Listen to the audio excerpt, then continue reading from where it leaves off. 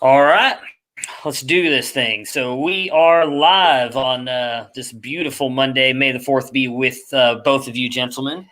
It is May 4th, and we are excited to be back. Kind of took the week off, had a lot of stuff going on.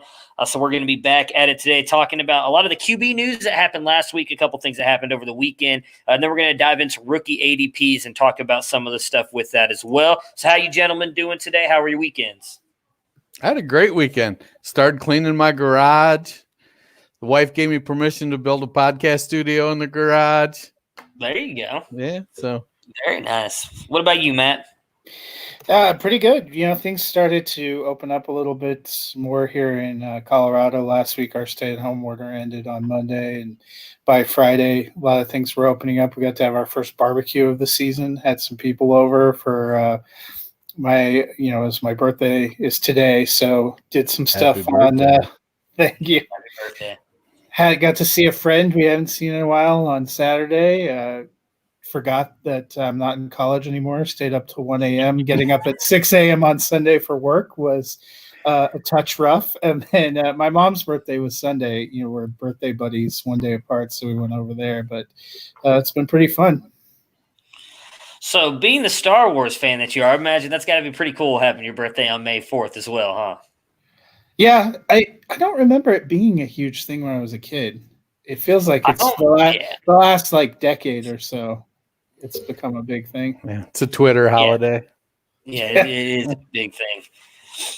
All right, so let's go ahead and jump into this. Well, as I said, we had a bunch of QB news happen last week and then over this weekend since we've kind of been back at it here. The biggest one being Jameis Winston going to New Orleans. Obviously, we know he's going in this year as the backup, but there's a lot of talk that Breeze was only going to play 1 year. I know he signed a 2-year contract. Regardless, do either one of you think he could be the future? I know Matt is a big fan of the other guy there, but does either one of you think that Winston could be the future of New Orleans once Breeze moves on? I'll let Matt go. Well, first of all, how dare you, ESPN? They changed Taysom Hill's official position to tight end, so he no longer has quarterback eligibility. I had to take a couple of days to recover. That was the biggest blow. But, I don't know. Jameis Winston's probably looking at how well things worked out for Teddy Bridgewater, who got an opportunity, obviously, to come in, play a few games, parlay that into a 3-year, $63 million starting job. It's hard for me to imagine that Sean Payton's going to feel any more kindly towards Jameis Winston's tendencies than Bruce Arians or some of his previous coaches, but you never know. I think Winston's looking at it as maybe a chance to rehab his image and see what happens. Breeze actually has signed a 2-year deal, I believe, and Winston only signed 1 year, so no guarantee that Drew walks away after this year and no guarantee they bring Winston back. It's a feeling out period, so he's got a decent possibility. They drafted somebody too. I'll be curious to see. I know a lot of people were excited. I can't remember his name. Is it Garrett Stevens? I couldn't even tell you. I think Tommy Stevens. Tommy Stevens, something Stevens. So I'm curious to see if he even makes the roster now. You never know with the Saints.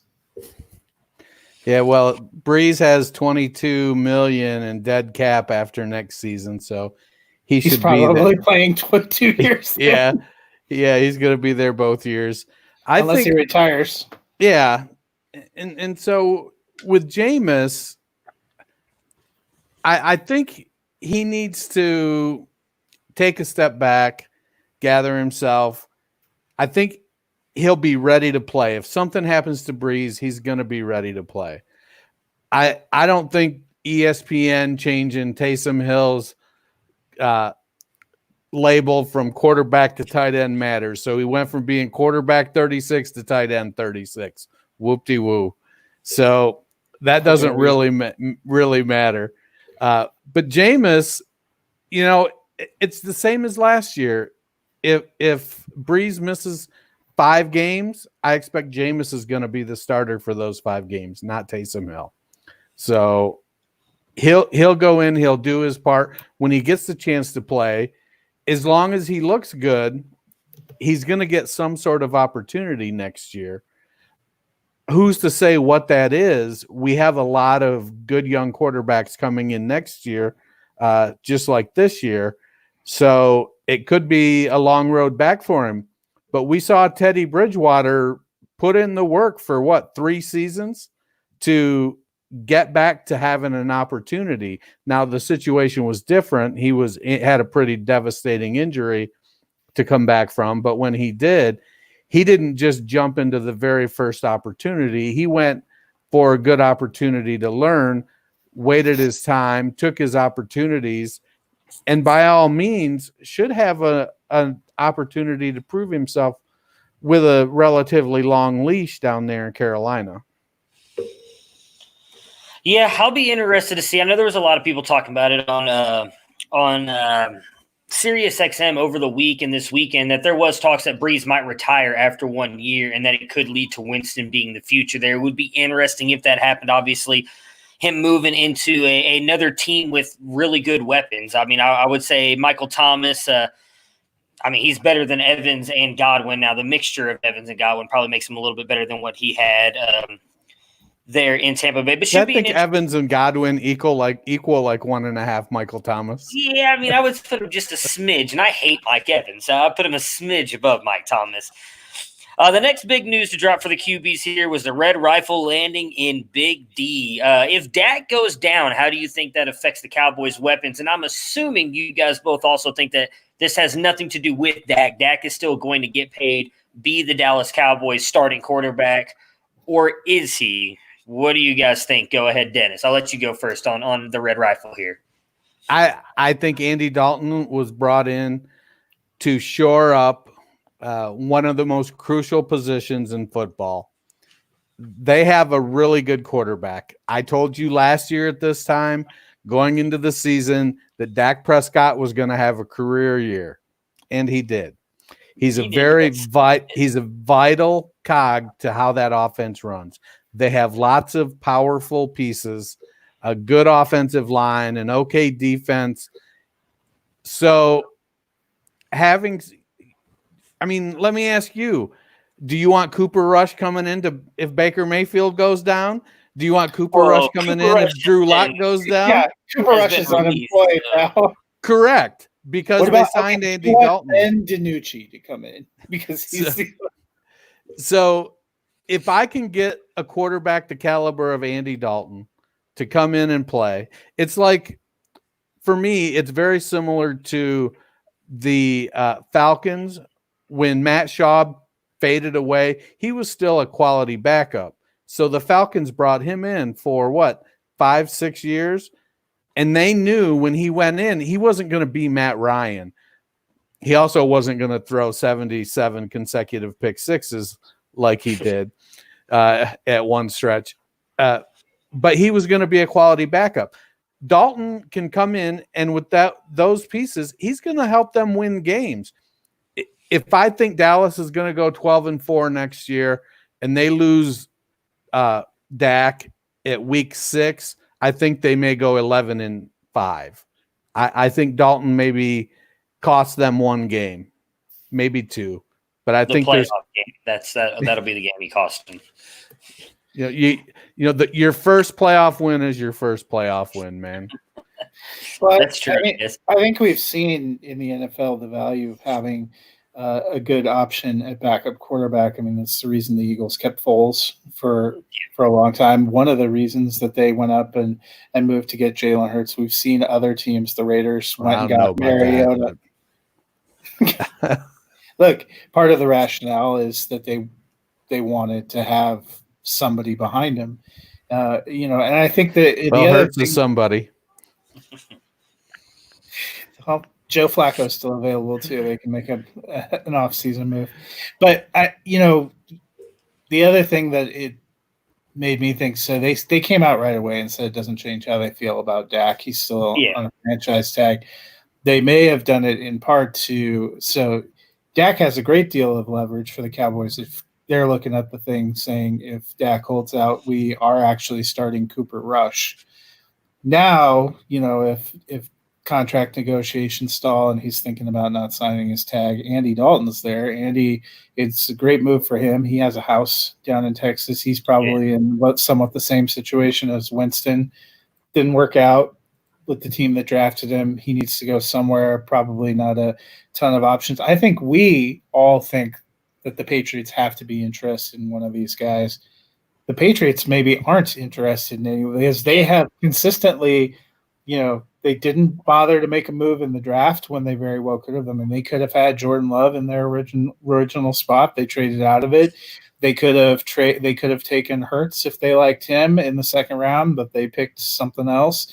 Went beyond. They've had cracks at all of these free agents, and they seemingly, Bill has said they're fine with Jarrett Stidham and Brian Hoyer. We all think can't possibly be true, but maybe they're telling us the truth. So the idea that, maybe Dalton's market really, there isn't a ton of market. When you get cut this late, we've already seen Winston had big aspirations after basically knowing he was going to be gone early in the offseason and ended up having to settle for a short money backup deal. Cam Newton has been out there, no bites.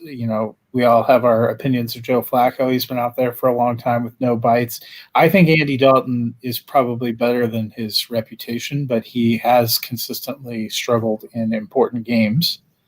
Yeah. So there probably isn't, you're looking at the openings post-draft where teams that were probably, if the Chargers hadn't gotten a quarterback or, Miami hadn't gotten a quarterback, maybe they're looking at one of those guys for a year. But most of the teams that really needed somebody got it filled. There aren't a lot of openings. You could do worse than taking a decent deal to go someplace where you already have a house and be in Jerry's, air-conditioned palatial manor for a whole season. Well, here's what I want to know. Do you think Andy Dalton is 7 times better than Jameis Winston? No. 7 times better? Yeah. I'm not sure. I'm not sure. I mean, 1 time better. I would take to me, 1 time over Winston.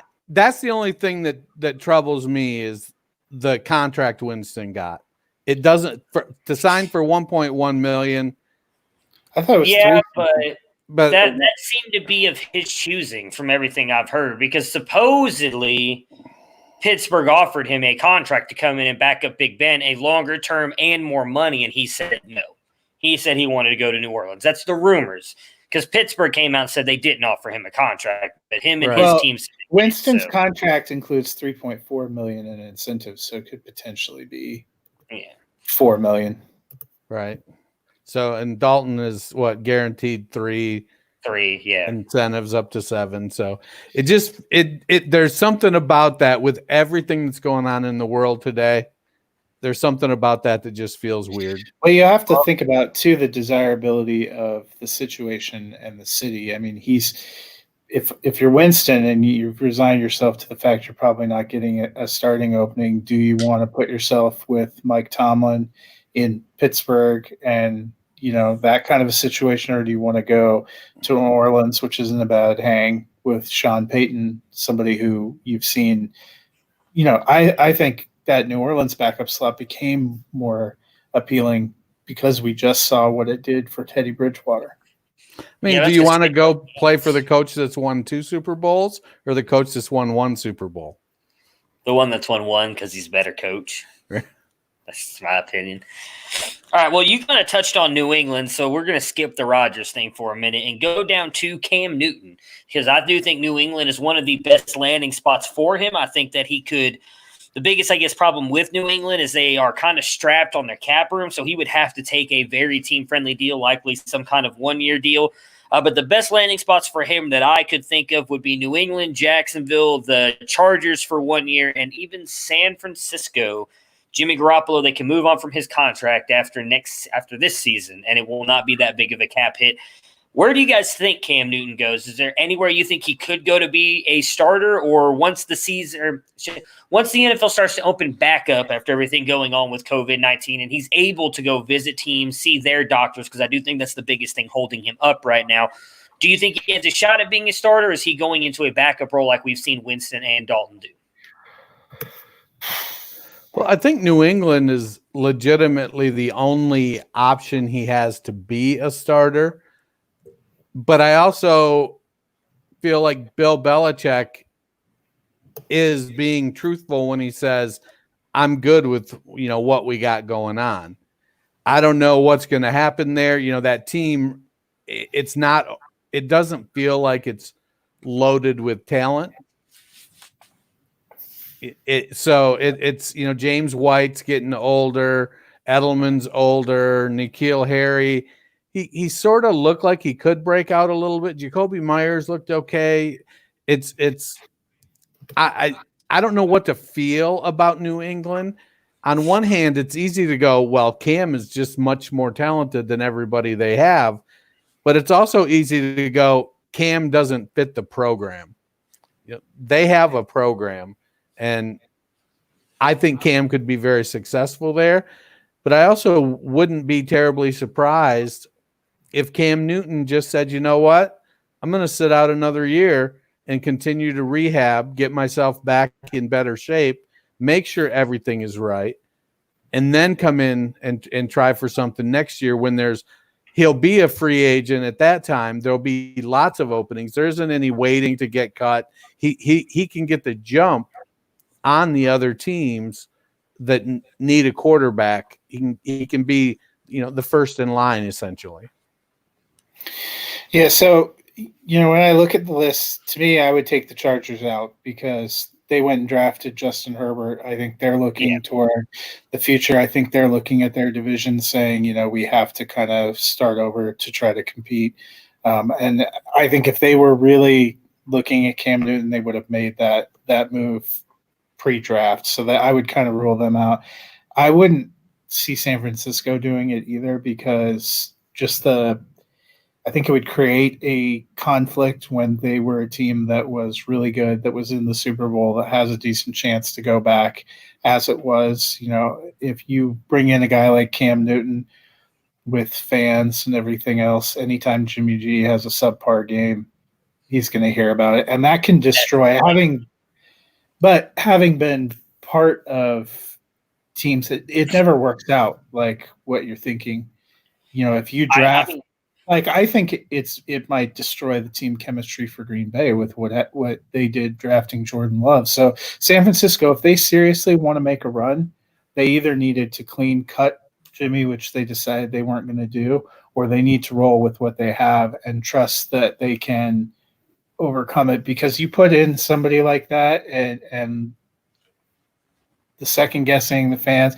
Denver had this situation when growing. Jake Plummer was not an incredible quarterback, but he took Denver to the AFC Championship game, and it was a very close loss. And I thought that they had some potential to still be competitive, but they went right away and drafted Cutler in the first round. And anytime Jake Plummer missed a throw, fans started chanting for the other guy because the most popular guy in any stadium where your quarterback's is the backup quarterback. So I would honestly rule that out. New England, I like the idea of him going to New England. I think it would be interesting. If Cam's healthy, I think he's a dynamic player. I just don't know how interested they are. So of that list, Jacksonville would make sense to me, but I kind of think they might be trying to see so either they're seeing, is Gardner Minshew going to be the guy, or we bottom out like the Dolphins did. Like the Dolphins took a chance on Rosen. Yeah. So, hey, is Josh Rosen going to be good? Nope. Well, that's fine. We still got two who we wanted anyway. I think the real destination for Cam Newton might reveal itself by someone getting hurt, which is, a team that thinks they're a playoff team, that has an established starter who's not sold on their backup situation, who has that starter go out.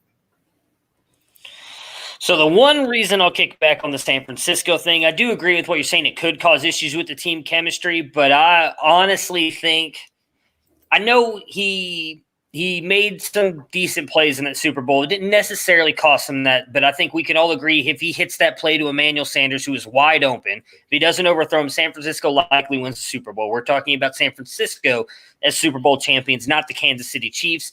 I'm not trying to say Cam Newton is more accurate than Jimmy Garoppolo, but I do think him coming into Kyle Shanahan's offense brings a different dynamic, another dynamic with the way that he can run the ball. And I do think that it'd be different if they were bringing in like an Andy Dalton type, or no offense to Jay Cutler, but a Jay Cutler type. But they're bringing in a a past NFL MVP in Cam Newton. He's not just some random quarterback. He's not a backup quarterback. If you bring in a guy like Cam Newton, I think if they say they bring him in, it's like, hey, you two are going to compete for the starting job. If he wins it, I still think that the team will be, hey, we got Jimmy G. He's our backup. He's still a leader, but now you have a dynamic player in Cam Newton leading this team.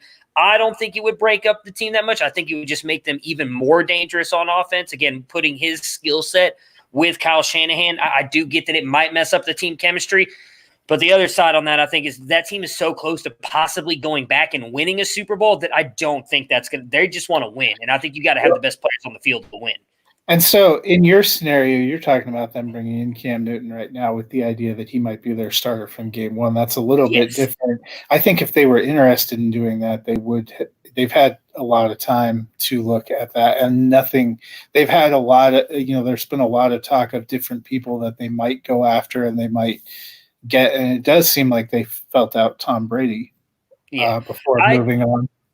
I don't think anybody's going to make a move on Cam until he's able to go to team facilities. I just think everybody's so worried about his health that because we already know that he passed a physical with his doctor, but I think teams need to see that. I think they want their team doctors to look at him before anybody makes a move on him, because in my opinion, there's no reason why Jameis Winston and Andy Dalton should have gotten signed before him, unless he's just saying after that there's no way he's coming in as a backup quarterback, which I haven't seen anywhere, so I can't say if he has or hasn't. But I would, for me, there's no world on earth or no future whatever reality should Jameis Winston and Andy Dalton been signed before Cam Newton, in my opinion. So I think it's all his health is kind of what's holding him back. Well, and there's still the potential he could end up going to Washington, because Ron Rivera, when he was interviewed last week, refused to rule it out. He said they're continuing to think about it, which kind of makes me wonder.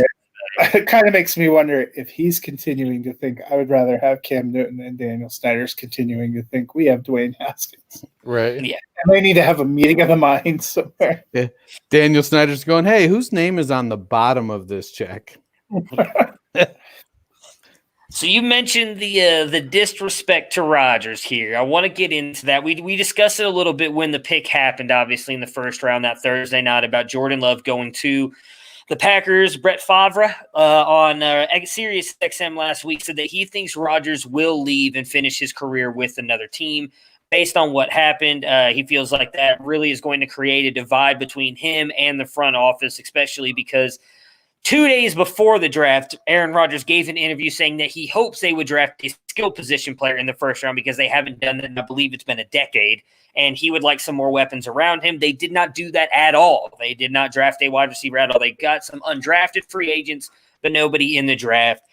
The earliest out in his contract, he is technically, in my opinion, 2023. He is still under contract for them, but if they were to cut him before the start of that season, it would be just a $2,852,000 cap hit.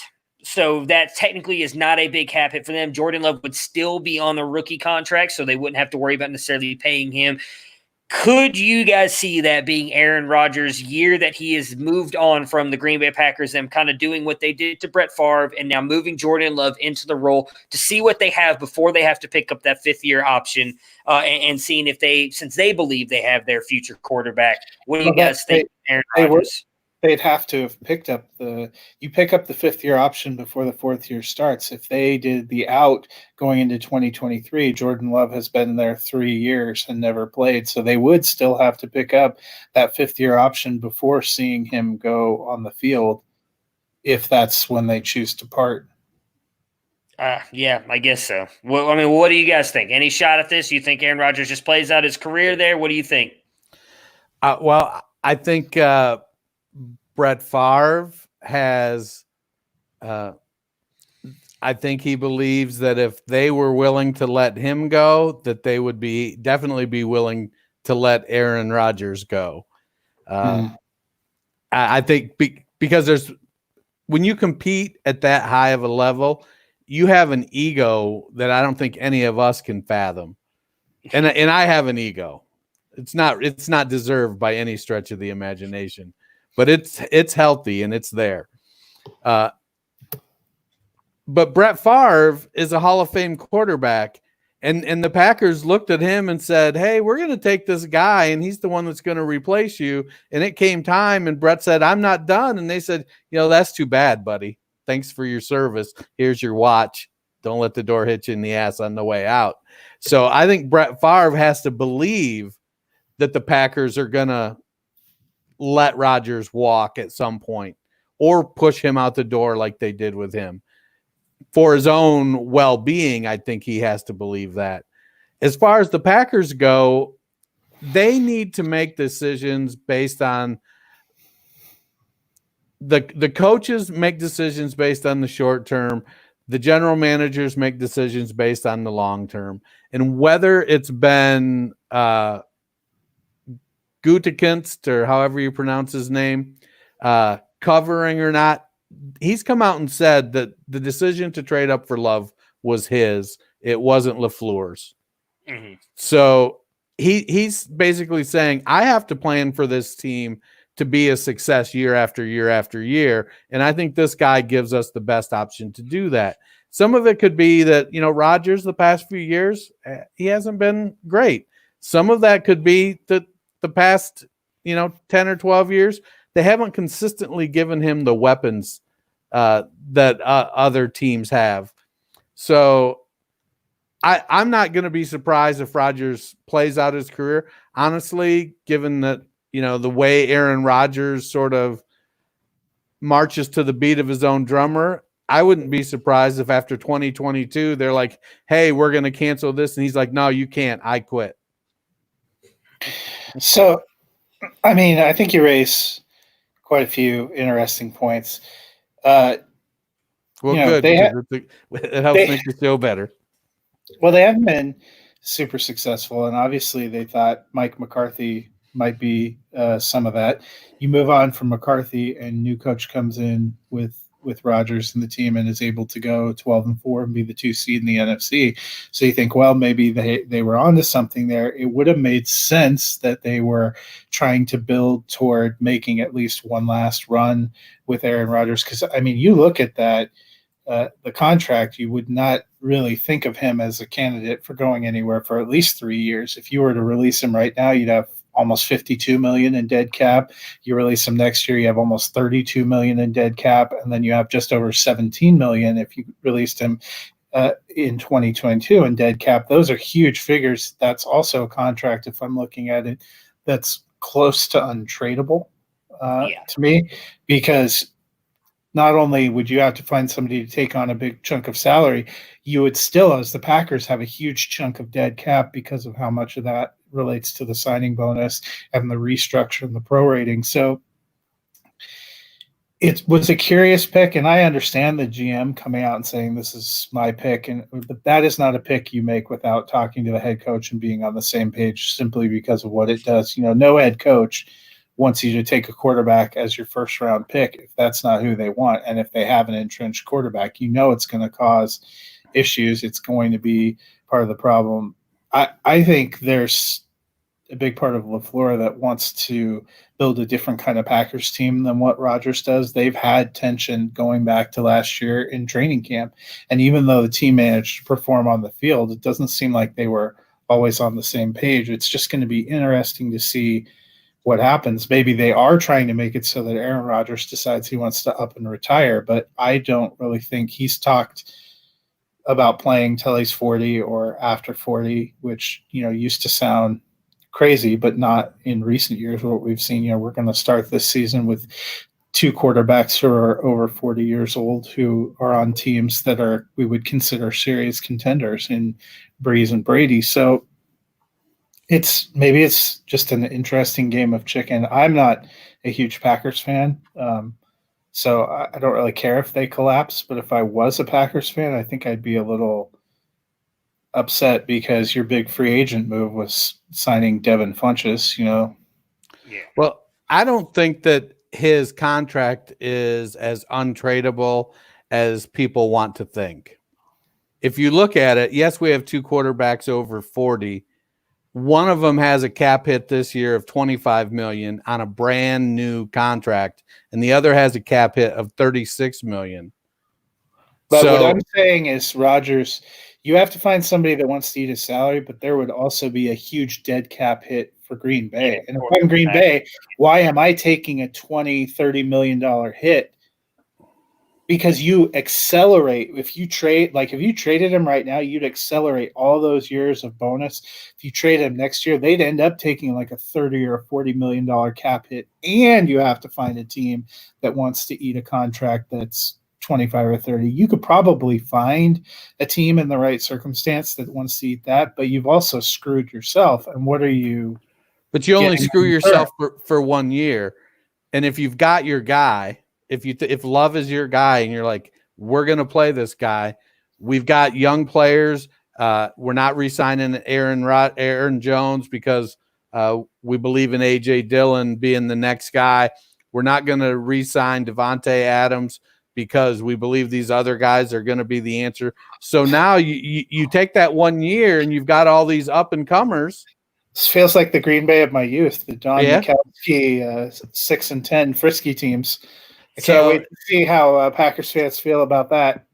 Well, Packers fans are like Browns fans. They don't go anywhere. They're not like Denver fans. Oh, shots fired. All right. Apparently that's because Browns fans don't know what it's like to be part of a winning franchise. Hey, what are you coming at me for? I didn't do anything. He's the Lions fan. Don't come at my Browns. I didn't do anything.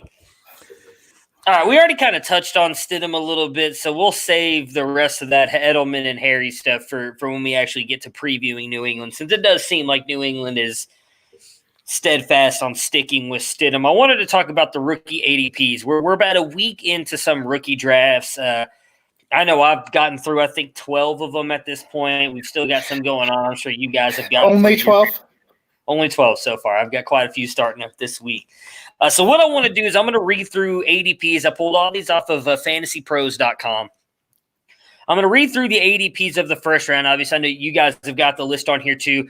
I want you to find, I guess, like your steal. You think of who in whatever round you think of getting that player there is a steal in your opinion. Who you think is who you're going to plant your flag on. It can be the same player if you want or someone different, and who you think is going to be a complete bust in each of these rounds and where they're being drafted. So in round one, obviously with the landing spot for CEH, he jumped up. He is 1-1. Taylor at 1-2. Swift at 1-3. Dobbins at 1-4. Jerry Jeudy at 1-5. CeeDee Lamb at 1-6. Cam Akers at 1-7. Justin Jefferson at 1-8. Jalen Reagor at 1-9. I'm sorry, Henry Ruggs at 1-9. Jalen Reagor at 1-10. Denzel Mims at 1-11. And I forgot, 1-12 was Laviska. Keyshawn Vaughn. Keyshawn Vaughn? Did I mess that? Oh, yeah, okay, there we go. Well, according to what you gave us, anyway. Yes, that's right. No, I forgot that he was an RB. I was looking at different ones before, and it had a Chenault there at 12 because he was going to be mine. So I'll go first. My steal is Vaughn at 12. Yep. I've been kind of big on him. I really think that if you can get a guy who I think is easily going to be the starting running back for Tampa Bay. I love Ronald Jones, but Keyshawn Vaughn can do everything. I think he's going to be able to come right in.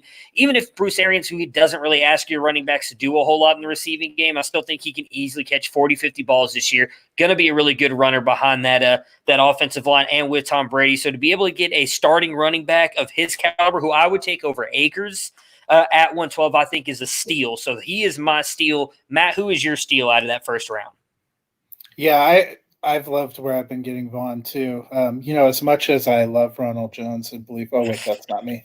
Vaughn is somebody that I've been targeting. I've actually, I think his ADP has come up a little bit. The first few rookie drafts I did, I was getting him mid-second, and I loved where I was getting that. I got him 204 in one, and I think 205 in one, and it's glorious for all the reasons you're talking about. Because people, those top 5 running backs I've seen mostly go by the time you hit the first 6 picks. I mean, that's if you're at the top half of the draft, you're getting them, and I get that. But Vaughn is the one who, because it feels to me there's a huge kind of tier break after Vaughn to all the rest of the rookie running backs.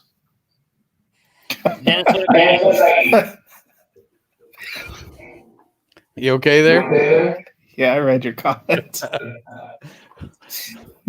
Well, that's what happened at the 33-minute mark. Matt broke up with Ronald Jones. Weird. We're just taking a break right now. We're still talking about our future and what may happen, but we're seeing other people right now, making sure We that we're were still on a break. So it works out better for you than it did for us. So I feel like Vaughn is the steal there, in part because I don't have any shares through about 6 or 7 drafts, and most of them have been super flex drafts.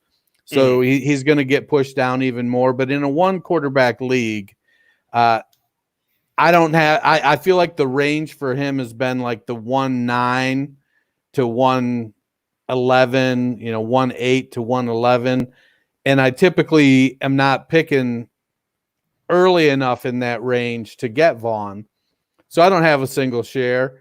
I think Jerry Jeudy as the first wide receiver off the board is a slight reach. I'm still big on Lamb. I still think he's going to be the best receiver in this class.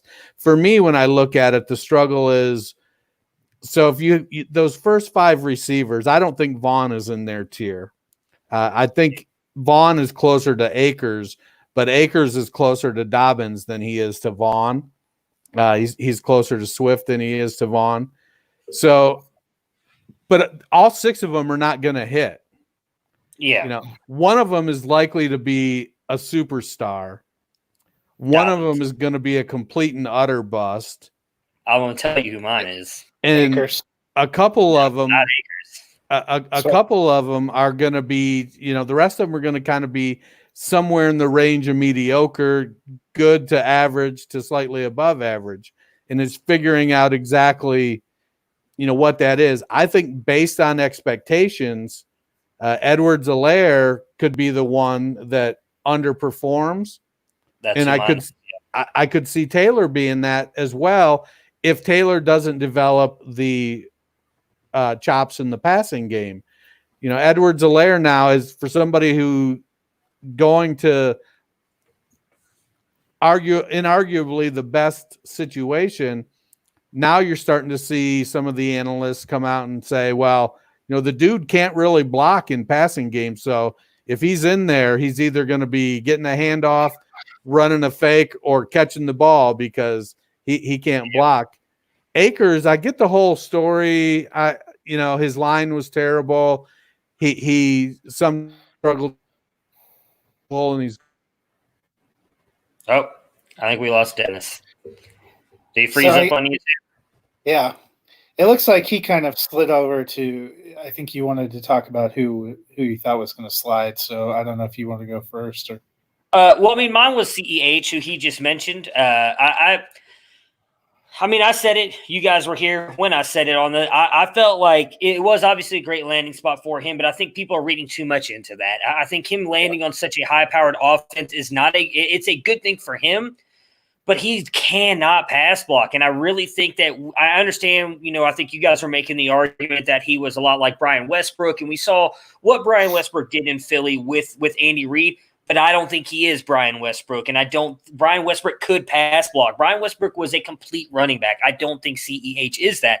And while I still think he'll be good, him going at the 1-1 is a reach for me, and that's exactly what Dennis was saying. I agree with him. I think he is going to be part of the reason. I think he's going to be the bust out of all these guys. Like Akers, I think Akers I understand he played behind a bad offensive line. He's not going to a bad offensive line with the Los Angeles Rams. And with the way Sean McVay I would disagree about that. They're not as bad as Florida State. That's my point. Florida State was it was the 3 of us blocking at Florida State for that offensive line. Los Angeles has a much better offensive line and a 10 times better offensive coach than what he had in college. And I think him going there is a good landing spot for him. I have no doubts about Akers and what he can do. For me, it's CEH, and if I had to pick another one, it'd be Ruggs. Like, I know, Dennis, you were just saying that welcome back, by the way. That okay. Vaughn, I had my in-show seizure, I guess. Yeah. Vaughn isn't with those other guys. I disagree. I think Jeudy, Lamb, Jefferson, and Rager for sure should probably go ahead of Vaughn.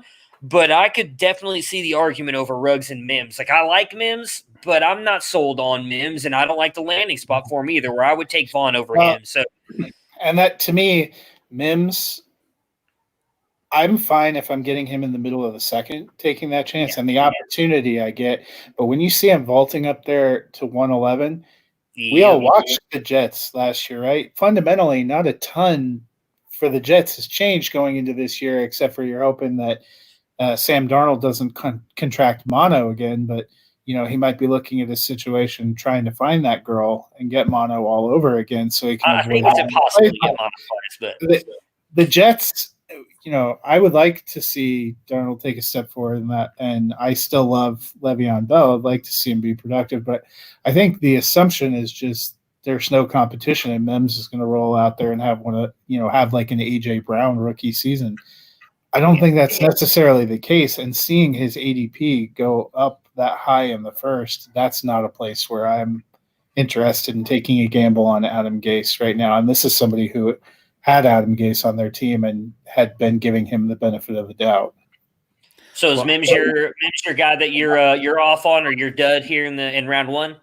Well, based on the draft capital, I mean, I think the arguments you went over for some of the other running backs, and Dennis had a great point. They're not all going to hit, especially year one. I think there's a lot of people that are taking CEH that just think they're going to get vintage Kareem Hunt out there, and if that's what you're expecting in 2020, you've sold yourself a bill of goods. I don't think any of us were as high on Henry Ruggs as a talent as some of the other ones, but I get that draft spot and the Raiders. I trust John Gruden to get the ball to him a lot more than I'm trusting Adam Gase to get the ball to Denzel Mims. There's probably a reason Mims was available for the Jets at the end of the third round. Well, the problem with Las Vegas is that Ruggs isn't even the best wide receiver on their team. Brian Edwards is. So I don't see how Ruggs is going to get the ball. I took Brian Edwards at the 308. Oh, I know. I've got him in the third round in a lot of drafts. I'm surprised.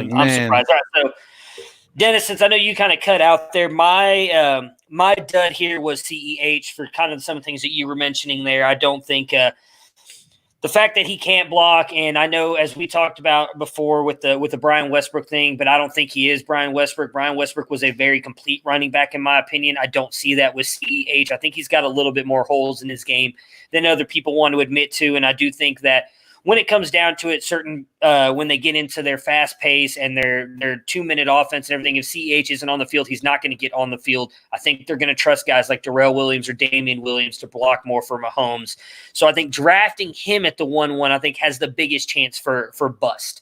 I agree with what you're saying with Taylor, but the comp that you made for Taylor is perfect, and I think that's what also kind of negates your argument a little bit in that he is very much Nick Chubb 2.0. And Nick Chubb is still a top 12 fantasy running back without the receiving upside. And he still has done it with another guy like Kareem Hunt stealing carries from him in the second half of the season as well. Carries and catches and still produced. I think Taylor can do that. And I don't think Mack or Hines are anywhere near Kareem Hunt's level. The only thing I think may hurt Taylor is the fumbling. If he cannot get the fumbling under control, then that's obviously going to hurt him here at the second level. But if he, or the next level, NFL. But if he's good there, I'm not worried about Taylor behind probably the best offensive line in football right now, and having a guy that I think Phillip Rivers is more than willing to hand the ball off to him a bunch and dump it down to him. I think Taylor's going to be fine. So CEH was my dud or my bust. Who's yours?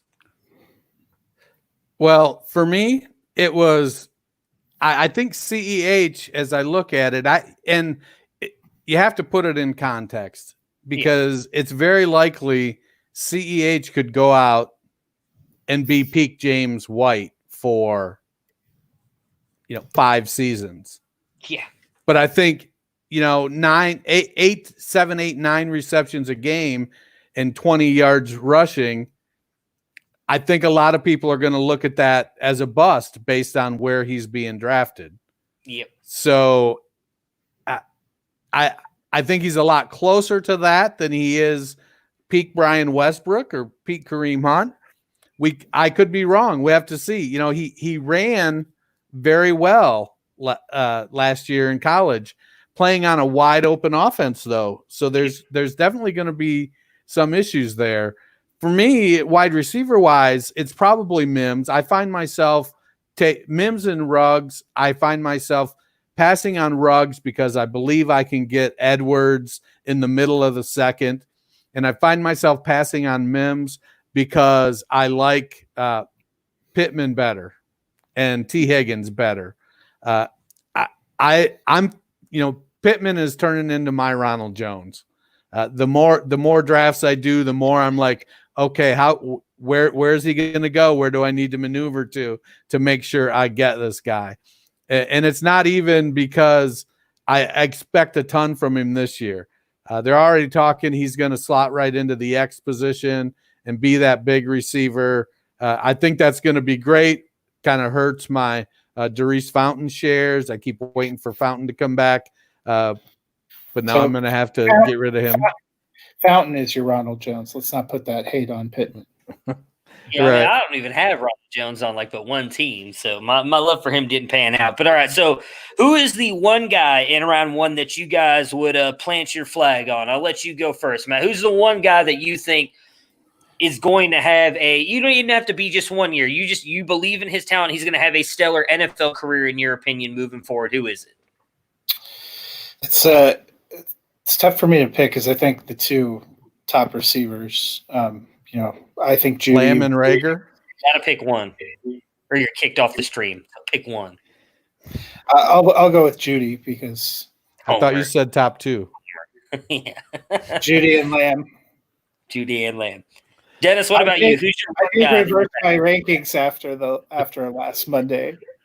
After you talked me into it, I had to put my boy Lamb back up.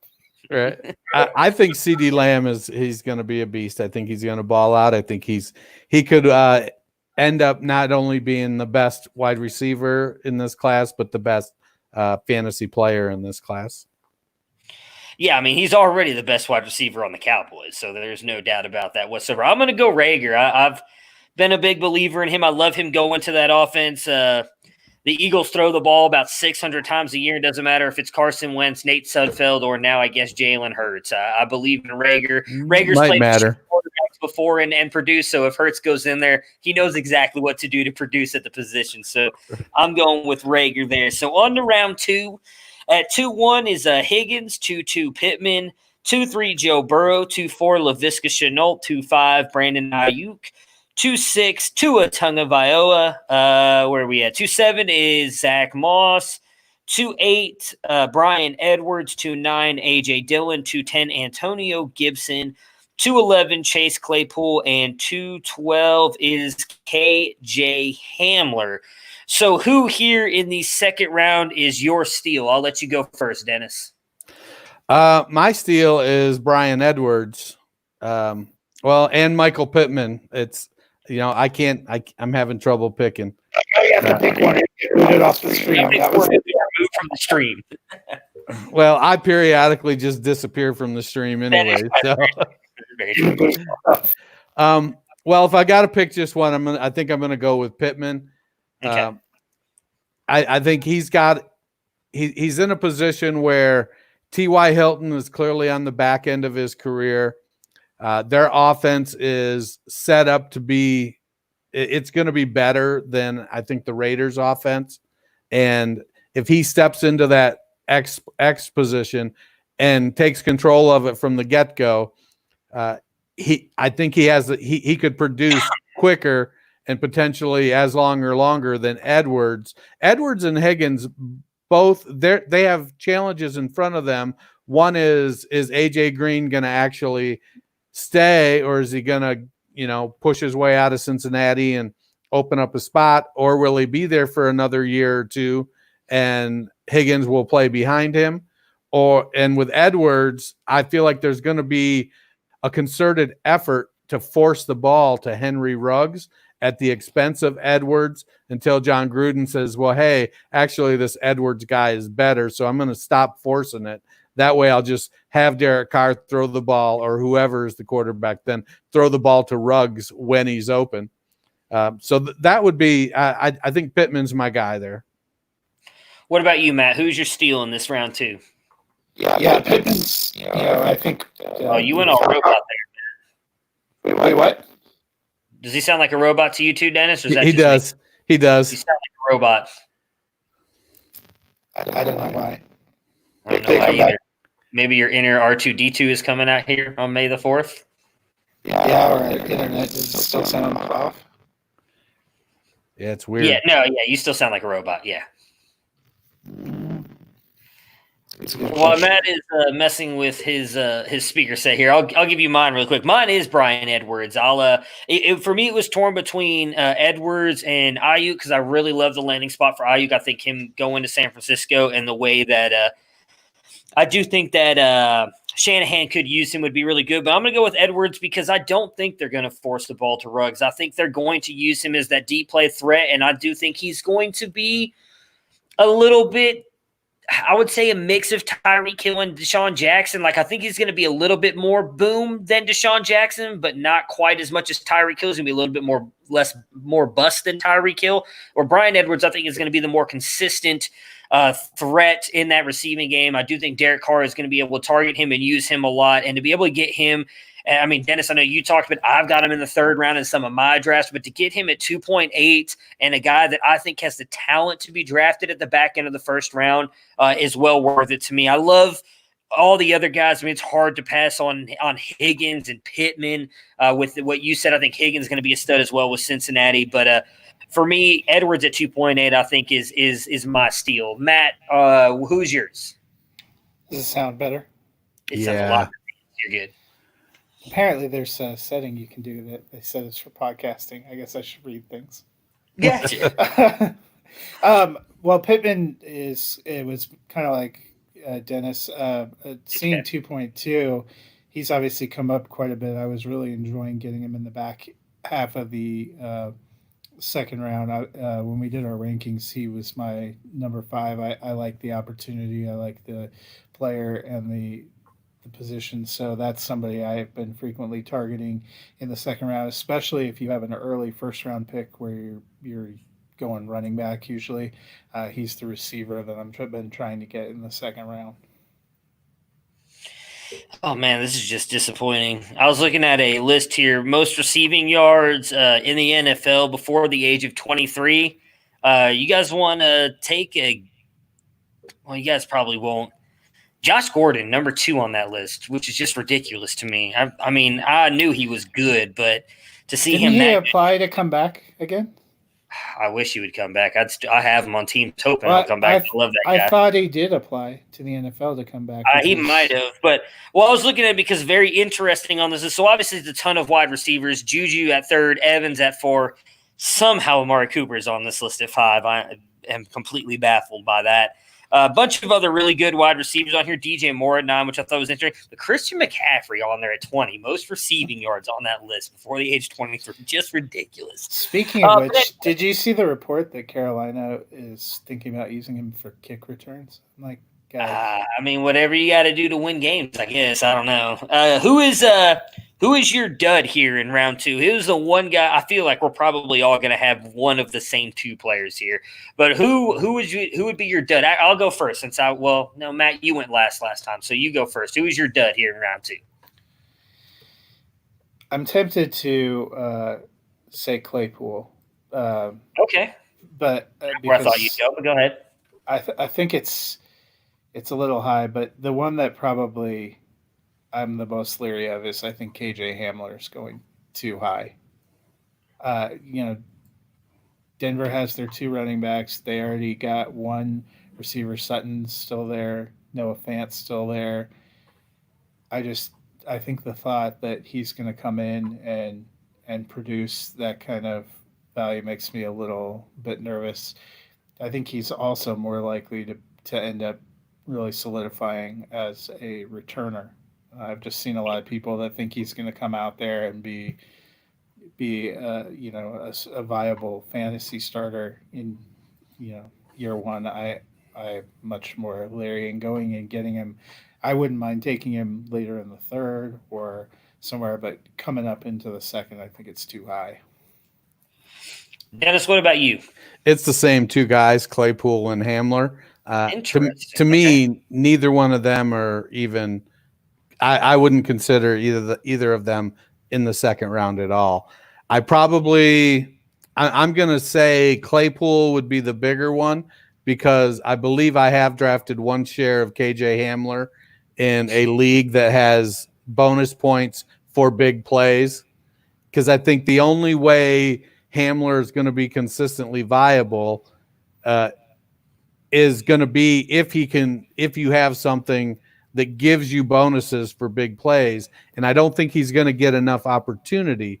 So I honestly, I drafted him, I think, in the 4th round of the Don't Get Any Flexes League it's a fantasy, the FF Breakdown League that has the bonus points for big plays. I think I drafted him late 3rd or 4th round. And part of the reasoning was, well, I don't have any shares of him anywhere. And if I'm going to have any, this is the league. I actually drafted Ruggs in that league as well, based in part because of those bonus points. Well, Claypool was not at all the guy I thought you guys were going to go. Hamler was on there. The other one for me was Chenault. So I'll go Chenault since you guys both kind of talked about Hamler and Claypool. Chenault, I think landing spot was bad for him. I don't love the offensive scheme that they run there and his injury history. To take him there at 2.4, I mean, you're putting him up there with guys like Higgins and Pittman. You're taking him over Ayuk and Edwards and Claypool, who I would take all over him. Chenault has the skill set to be an absolute stud, but he's very raw at wide receiver, and the injury history really scares me. Going to a team like Jacksonville really scares me as well. So he was mine. The one rebuttal I'll give on Claypool is I know there's a lot of talk about him going to tight end. I think if he goes to tight end, he immediately becomes like a fantasy all-star. It may take a year or two, but with his explosiveness and everything that he can do, and as bad as the tight end position is, I think he could be really good for them. So I'm not as low on Claypool as you guys are. So that would bring us to in defense of my pick of Claypool, we've seen how long it takes to convert from wide receiver to tight end. It isn't just a year. It takes 2, 3, 4 years, and then to become fantasy relevant at the position. So he's not. I've seen on Twitter people showing his player profiler next to Calvin Johnson, and it's like, man, the dude ain't this ain't it. He's not Calvin Johnson. He's not DK Metcalf either. So also, I don't know. Even if you thought I think it's reasonable to assume he could possibly be kind of a big tight end.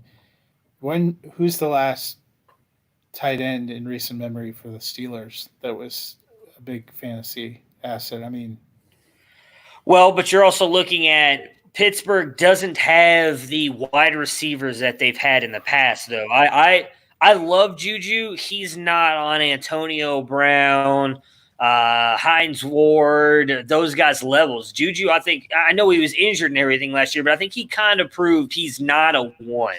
I think he's more of a really good 2. I would say he's maybe right in the middle of a 1 and 2, but he's not that stud, and they don't have anybody else. I don't think Deontay Johnson is the answer. I don't think James Washington is the answer. Clearly, Vance McDonald is not the answer to that tight end. So I think with Big Ben being there, just giving him options to throw the ball to, we've seen how I think in the past 5 years, they've thrown the ball 500 times or more every single season outside of 1 year. And I think it was 490, I believe, is what I heard this morning on the radio. So I'm just being in that offense alone, I think, is going to help him because I think he immediately can come in there and be the 3 on that team. I would not be surprised if he beats out Johnson or Washington to become the 3 if one of those can compete and win that second job. So I'm just not as low on him based on the offense and the skill set. That's just my opinion. I understand if there are a lot of people who don't like Claypool as much. I don't have him in any leagues. I technically traded for him in one, but I didn't give up much to get him. So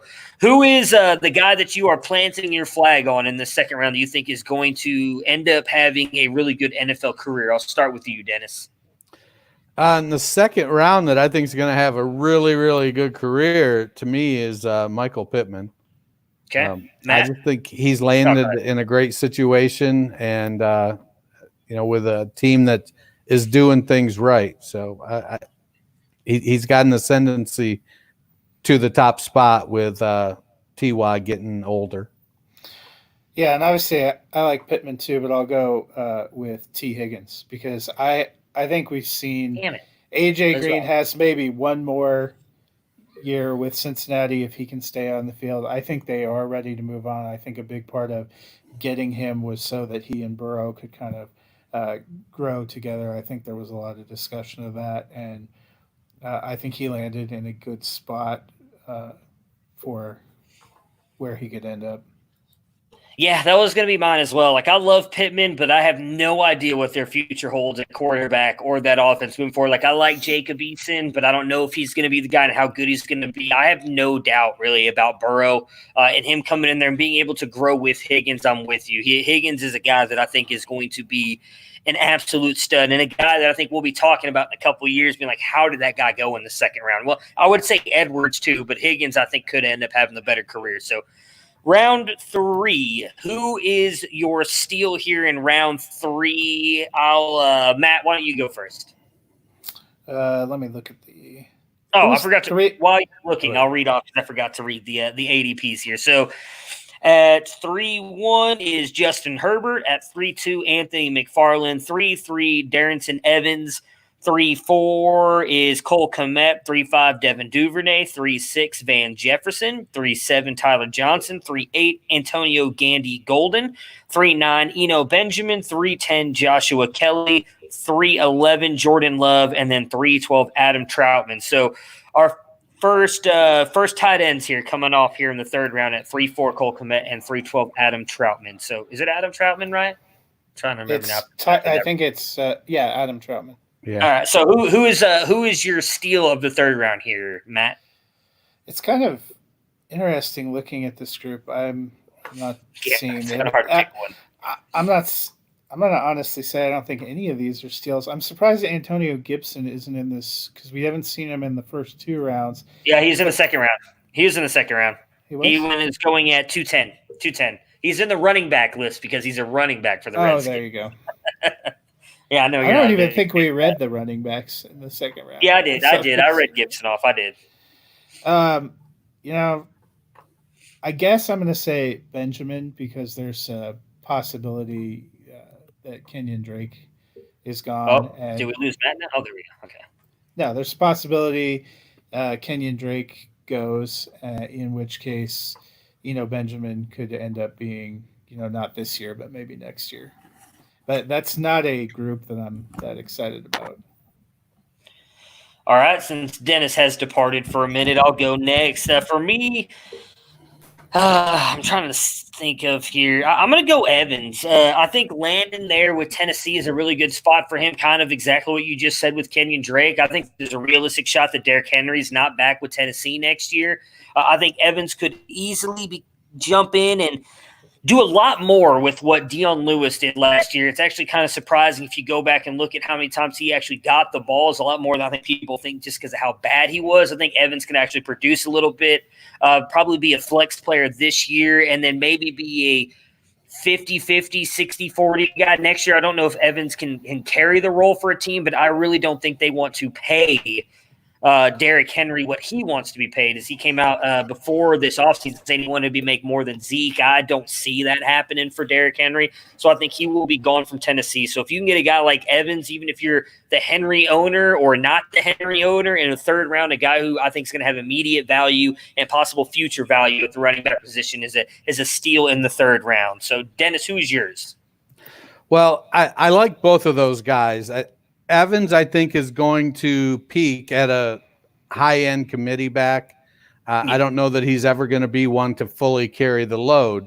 So I think he can have an Austin Eckler type of impact if he grows his game. Benjamin is in a situation where if the Cardinals don't commit to Drake after this year, he goes in and shows well, he could be in line to take over next year. So those are both really good opportunities. But I'm going to go with Joshua Kelly. At 310, you're almost into the fourth round.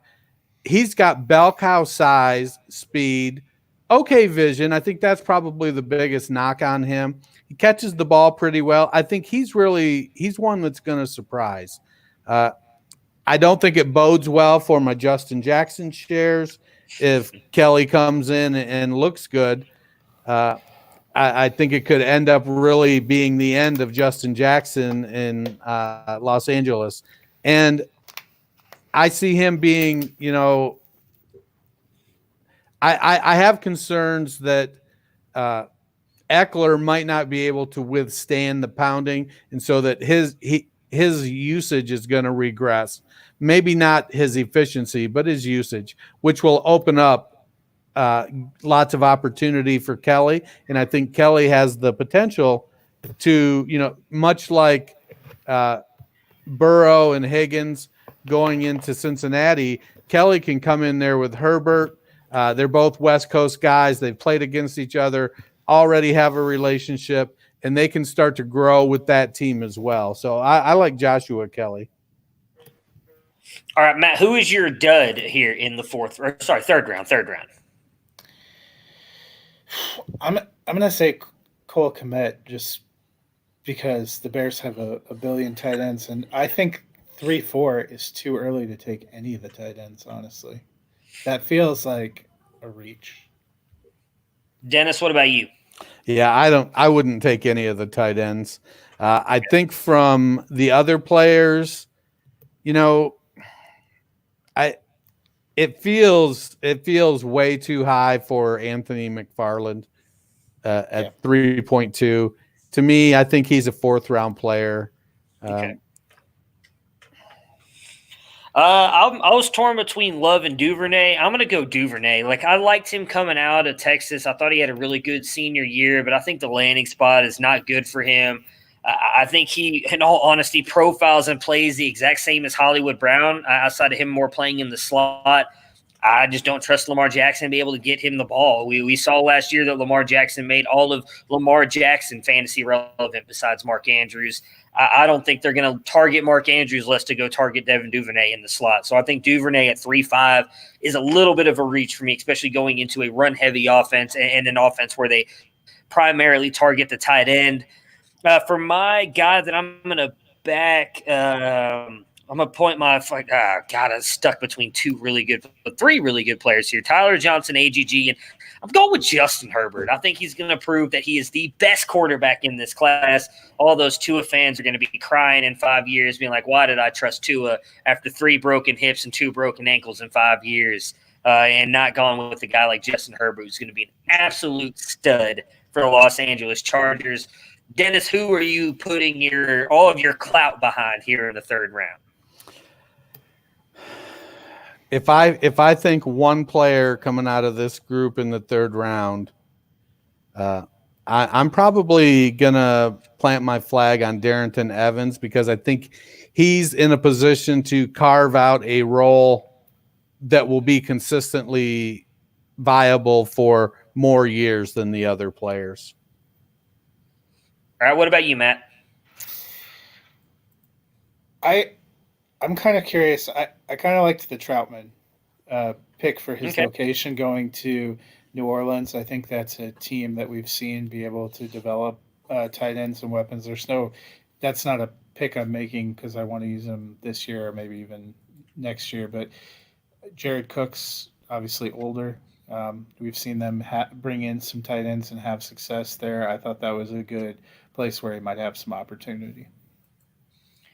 All right, moving on to the 4th round. At 4-1, you have LaMichael Pirine. 4-2, Jalen Hurts. 4-3, Lynn Bowden. 4-4, Donovan Peoples-Jones. 4-5, DJ Dallas. 4-6, Devin Asiasi. Okay, cool. I actually got a name right. How about that? It's a first right there. 4.7, I don't remember what his first name is. Quintez Cephas. 4-8. I'm not even going to pretend to try and do his last name. King Albert Ogawaka. I don't know how to say it, but King Albert, the really good tight end. 4-9. Bryson Hopkins. 4-10. Was it Quentin Davis? No, Greg Davis to Buffalo, which was wrong. That was Gabriel Davis. What's that? I'm sorry?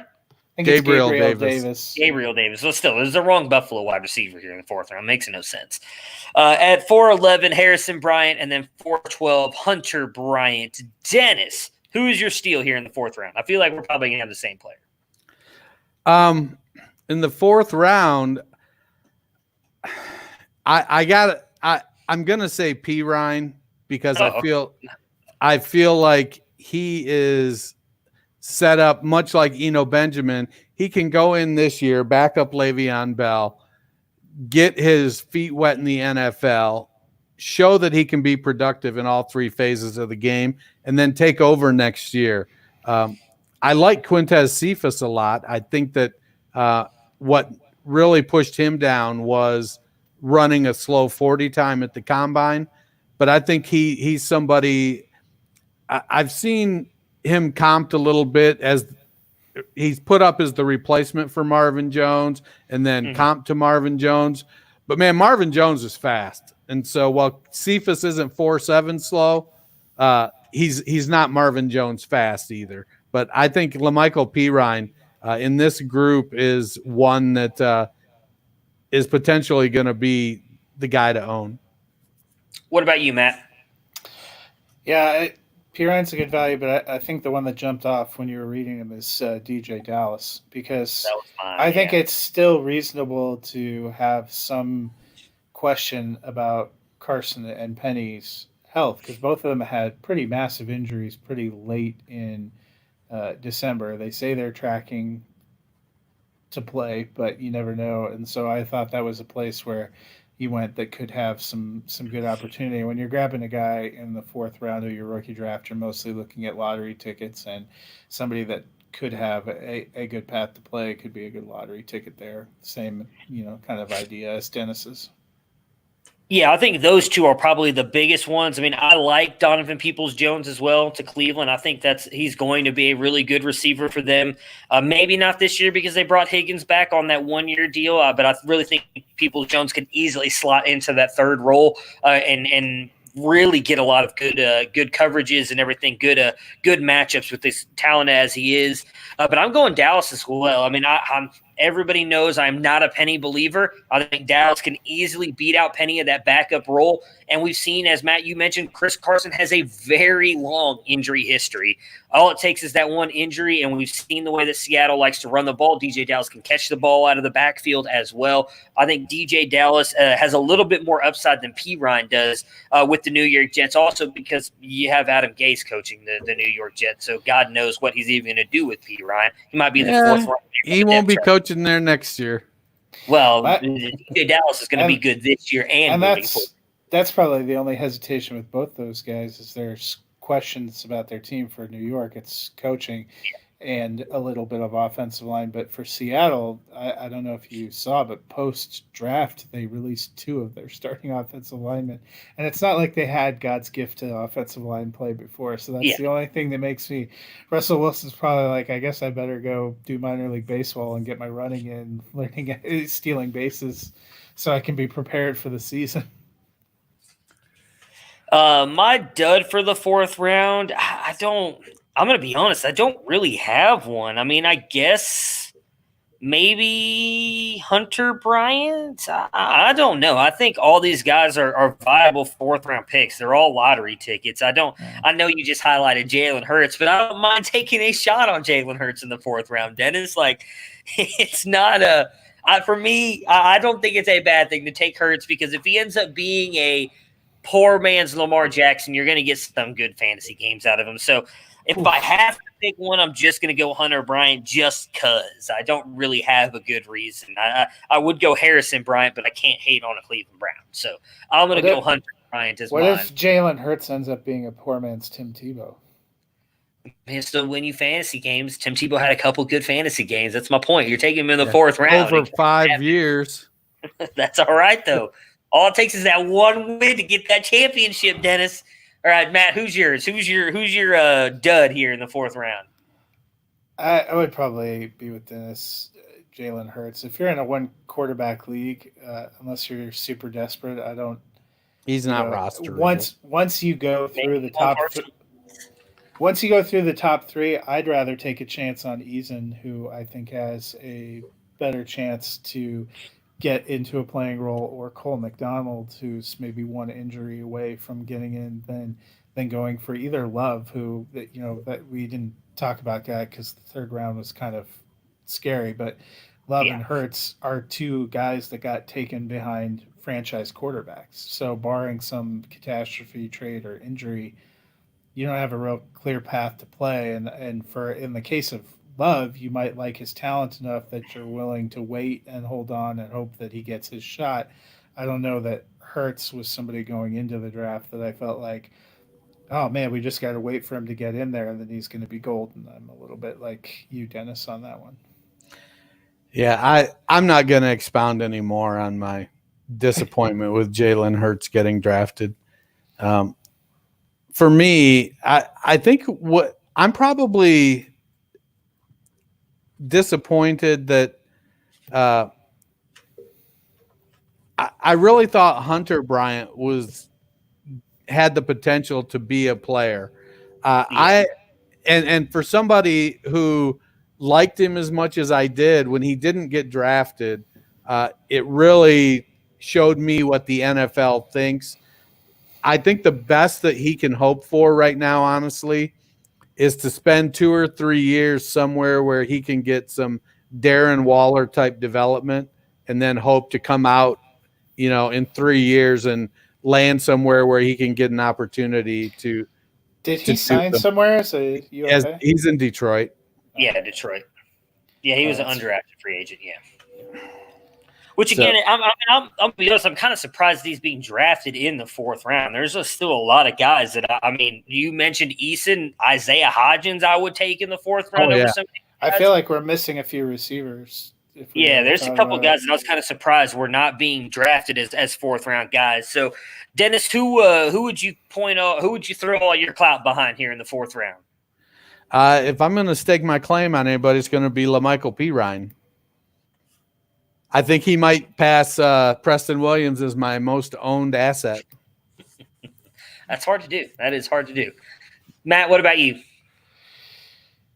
I like the Pirine option too, just because I think he has a clearer path in there. Obviously, the Jets don't really have much beyond Bell, and it doesn't seem like that Bell marriage was very strong. So if he can have a good showing, I think he. It's like the case we make for Benjamin with Arizona. There's a great shot that once the big name that's in front of them is gone, that they can kind of sneak up there and grab it. I'm going with Isaiah fucking Hodgins. How he didn't make it into the 4th round. In my opinion, he should be, but I'm gonna go Donovan Peoples-Jones. May sound like a homer pick here, but. There's a lot of talk that the Browns will move on from Odell or Landry next year. Landry's got a very easy way out of his contract after this season. They only signed Higgins to 1-year deal. I like him coming into this offense. He's a very skilled wide receiver. I think he has a shot to be the 3 or 2 as early – well, not the 2 this year, but the 2 possibly by next year if they move on from one of those guys. A ton of talent. I have no doubts that Baker will try and get him the ball, assuming Baker is the quarterback of the future here for the Browns. He's a guy that I really like. He's the one guy in this 4th round outside of DJ Dallas that if I could take a shot on anybody having a really good career, that would be it. Still think Isaiah Hodgins is the fucking truth, and why he's not in the 4th round is very upsetting. Who would have thought this was the episode where Matt gave up on Ronald Jones and also started the process of breaking up with Baker Mayfield? I'm not breaking up with Baker. Baker's the truth. You said but wait a minute. You said if he's the franchise I think he's the future. He's the future NFL MVP. He's going to win 7 Super Bowls over the next 8 years. They're going to give up 1 to somebody in the NFC, but they're going to win like 6 straight, lose 1, then win 2 straight. It's going to be ridiculous, but I see all over Browns Twitter how everybody's not so sure about Baker anymore. Baker's fucking amazing. I don't want to get started on that. I went on a whole rant on the Browns podcast about that. If you don't think Baker's a good quarterback, you don't know football. That's just my opinion. But Ronald Jones, too. Go ahead. What do you got to say? No, I think the Browns have a decent chance to be the post-hype sleeper for 2020. Stop it. Not this year. We're not talking. The Browns are going to suck this year. Just so I can hope reverse karma that, because I don't want to go jump all on the hype train like I did last year.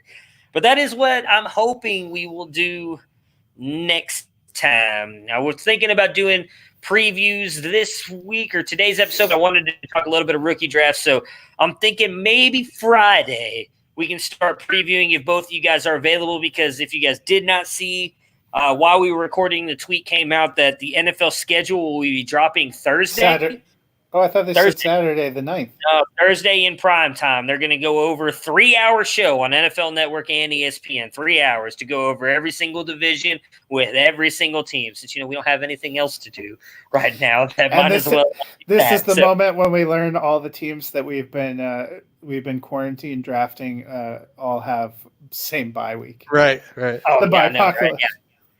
But that's we'll either go over the schedule Friday, or we'll start doing some team previews. Obviously, if we're able to make the podcast happen. So, thank you guys for joining me. If you guys are listening on the podcast, or if you're not and you're watching it, jump on, rate, review, and subscribe. It would mean a lot to us. Thank you guys again, and have yourselves a great day. If you're watching us, follow these guys. Wait. Later. Yeah, no,